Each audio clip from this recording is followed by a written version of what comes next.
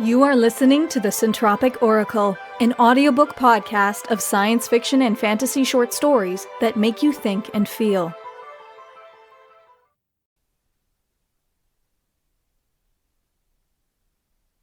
The Way Out by Joanna Michal Hoyt. Mum and Dad are arguing again downstairs.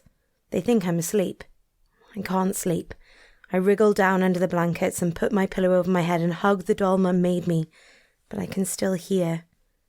I won't call for them. I don't want them to come into my room with their downstairs nighttime voices. There are other sounds downstairs. They aren't very loud. I can just barely hear them, but they're nasty. I can imagine the things that make those sounds, slimy, shapeless blobs dragging themselves around. But those are downstairs things. They won't come upstairs. They won't. That noise wasn't from my door, it was from downstairs, all the way down. It just sounded funny because of this pillow over my head. I uncover my head, cup my hands together and hold them up so my soul can come back from listening at the door and land in them. I can't see it in the dark, but I know what it must look like. Not a big white bird like the Holy Spirit in my Bible with the pictures. A sparrow. Dusty brown and small, but old enough to fly. I put my hands over my ear, let the bird fly into my head, away from the dark and the sounds of their voices, towards the safe places I made in my mind. I fly in and in until I can feel the wind thrumming under my wings and see the green slope of the place with the horses. Here come the horses down over the hill. Black and brown and grey and golden, long tails streaming behind them. I can smell their sweat as they run under me. When I used to come here as a girl, I sat on their backs to ride them. It was hard getting up, but once I was up I never fell off, even when we went like the wind through the long grass swishing through my legs. Now I don't have to climb. I just flutter down and grip the lead mare's tossing black mane with my bird feet. I don't weigh anything. I don't slow her down as she gallops away. But the clean sweat smell is changing, turning sour, and there are little jerks in the rhythm of her feet. She's turning, they're all turning, galloping back up the hill, and now she's in back.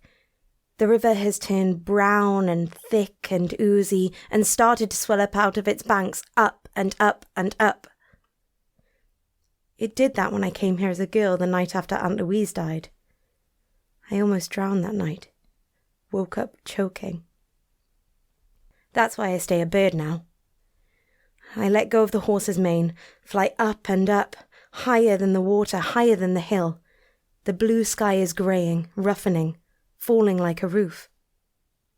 There's always a crack, a place I can fly out through if I see it in time.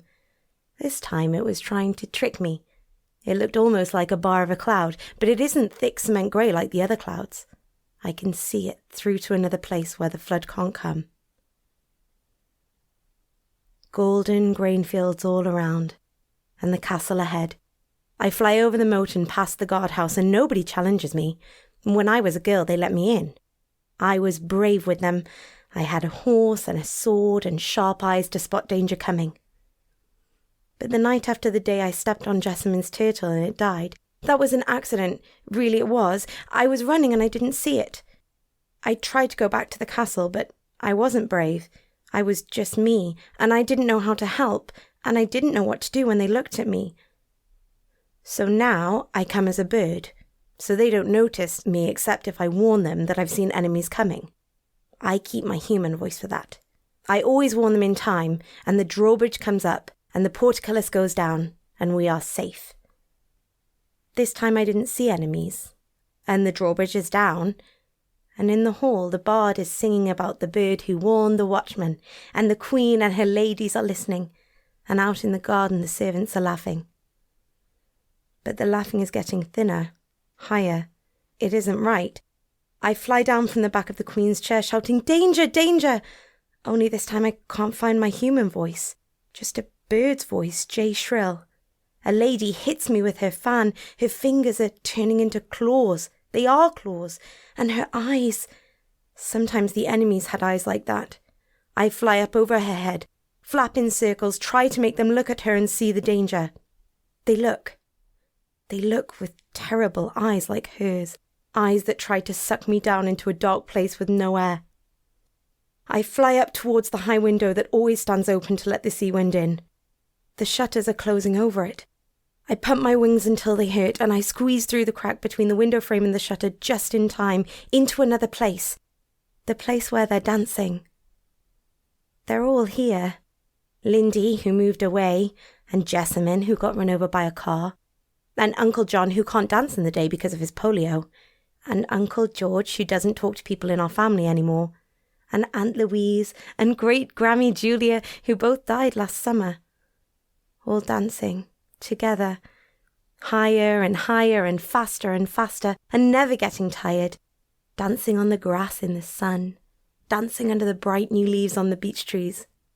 Now they're starting the Petronia, everyone spinning one place over. Uncle John is next to Jessamine, laughing. Uncle John spins left just as Jessamine spins right, and they hit each other. They fall down, and Grammy trips over them, and she falls. Everybody falls. And when they get back up, they don't dance. They squinch their eyes up and say, "What did I expect after what you did last time?" And "Just get out of my sight." The music sort of shakes and stops, and I can hear the sound that the slimy, shapeless blobs make, coming closer and closer. I look up. High in the sky floats another cloud that's not a cloud. I could get out through it to another place, and from that place into another. I look down. The blobs are getting closer. Behind them, grass and trees crumple into slime, into nothing. The people on the grass don't notice the blobs yet. They can't get up into the sky. They can't get away. I can't leave them. The blobs aren't coming after them. They're coming after me. I fly down, closer and closer to the growing, pulsating blobs. They don't have any eyes, but they can see me. I don't like them seeing me. I keep flying toward them. Now I can see pictures flashing on their slimy sides. Jessamine crying about her turtle when it died. Me crying too, so people would know it wasn't my fault. Leola crying about Jessamine when she died. The people at Aunt Louise's funeral looking at each other, muttering, thinking whose fault it was.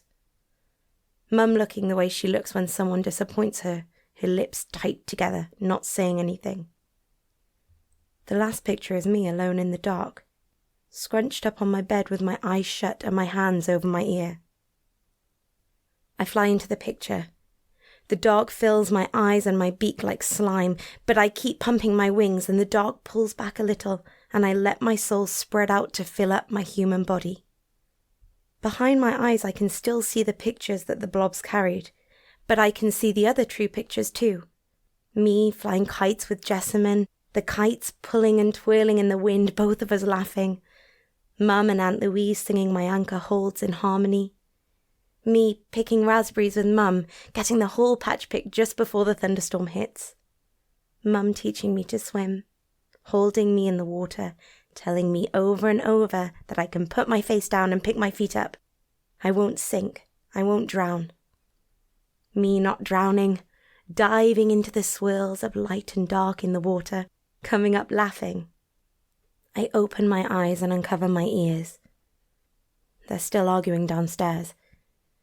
Outside the window the crescent moon shines and the peeping frogs sing. I hum along with them.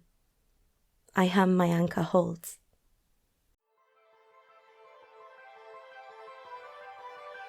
We hope you enjoyed The Way Out by Joanna Michal Hoyt, read by Jill Raymond. If you'd like to make a donation to the author and narrator of this story, check out the story page link in the description and click the PayPal donate button, or pledge your support to us directly on Patreon. Would you like to submit a story to the Centropic Oracle? A link to our submission guidelines can be found in the description.